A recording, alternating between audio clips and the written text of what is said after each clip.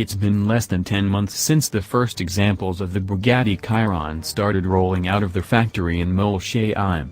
In that time, Bugatti has produced 70 examples for eagerly awaiting customers. And the waiting list is even longer.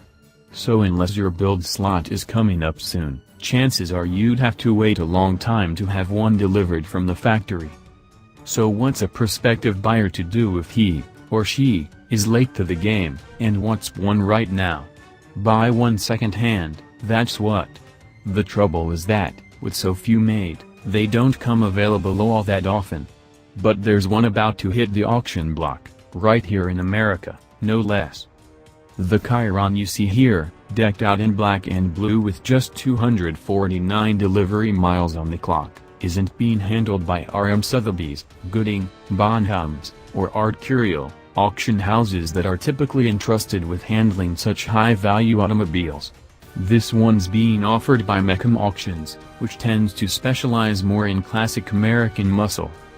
That will make the Chiron an undoubted, if unusual, highlight of the upcoming sale in Kissimmee, Florida, where it will cross the block on Saturday, January 13th.